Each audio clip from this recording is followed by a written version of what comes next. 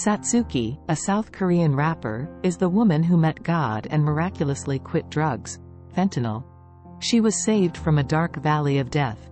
She appeared on TV and testified about how she met God, quit drugs, fentanyl, and gained a new life.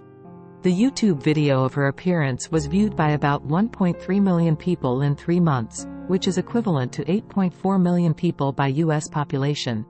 South Korea has a population of 51 million people, while the USA population is 331 million. Fentanyl is said to be 80 times more potent than morphine, an opioid narcotic painkiller. It is highly addictive and has severe side effects, including respiratory depression. It has become a serious social problem in the United States, with San Francisco turning into a zombie city where people who have lost their lives to fentanyl overdoses are lying on the streets. The situation is also deteriorating in South Korea, which used to be called a drug-free country. In the past, security authorities have done a good job of stopping drugs such as methamphetamine. But fentanyl, which is inexpensive, is being abused by people looking for painkillers and is slowly becoming a social problem. In the past, there have been many cases of people getting off drugs, but the case of fentanyl is completely different. Due to its low cost and widespread accessibility, combined with its overwhelming addictiveness, breaking free from its powerful grip is considered nearly impossible except through death. In other words, it is impossible with human will. However, there is a case of meeting God and overcoming it as a faith. So this channel, La Life Wisdom Lounge, delivers this amazing news to audience. The main character is Satsuki, a female rapper of South Korea. With her full mind and heart, she appeared on CBS's Renewal, Socio, a testimony program specializing in Christian faith, to share her story of meeting God and overcoming addiction, in September. Satsuki began her career as a female rapper when she was in high school and appeared on the music program, Show Me the Money, and made a strong impression.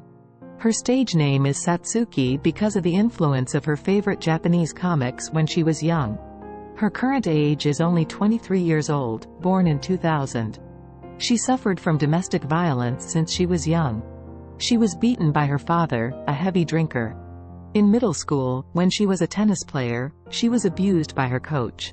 She was so upset that she was wandering and joined the school's violent girls group and hung out with them. However, she was also assaulted and had a very difficult time as a student. She did not feel the fullness of love anywhere at home or in society. While she was having a hard time, she remembered her musical talent since she was young. The high school girls rap, which she sings by mixing curses and venting her anger feelings, gave a strong impression by appearing on the show. However, in December 2019, close brother acquaintance, a well-known rapper, gave her fentanyl under the guise of painkillers. She describes her first experience with the drug. After 10 minutes, I felt the after effects immediately. My body was so itchy, I felt like maggots were coming alive in my muscles under my skin. I had chills and a fever. Even if I didn't eat anything, I felt nauseous. I had stomach cramps, so I kept holding onto the toilet and threw up and couldn't eat. My heart rate decreased, and my brain itself seemed to change. I felt like a living zombie with no sleep and a beating heart. She dabbled in fentanyl and also other drugs, suffering cardiac arrest 4 times and ending up in the hospital emergency room. She has also been involved in stabbings during arguments with her rapper boyfriend, who is also addicted to drugs. There were times when she made extreme choices to escape the pain. In 2019, fentanyl became prevalent among hip-hop rappers in the Seoul certain area, and the drug was perceived as part of the culture. Fentanyl is like a drug that will kill you in 2 years if you use it consistently, Satsuki says. I had a friend who died in a month, she says, adding that 9 people died in around her alone. She says she once meticulously planned a murder because she felt betrayed by the sister acquaintance who injected her with methamphetamine while she was sleeping. But she changed her mind and escaped this vengeance. No matter how hard she tried to get out of it, her addicted body wanted it, and the people around her kept trying to pull her back into the world of drugs. She climbed to the roof of a building to try to kill herself again, but someone felt suicidal and informed the police to be rescued. In a moment of despair on the floor, a brother she knew said, I met Jesus and I was changed, and she contacted him and they went to church together. I stayed up all night thinking that if I fell asleep, I wouldn't make it to church, and on the way to church, I was distraught because I hadn't slept for 3 days. The pastor sang a praise during the service. It was the lullaby hymn that my mom used to sing, tucking me quietly under the covers to sleep during the times when my dad was drunk.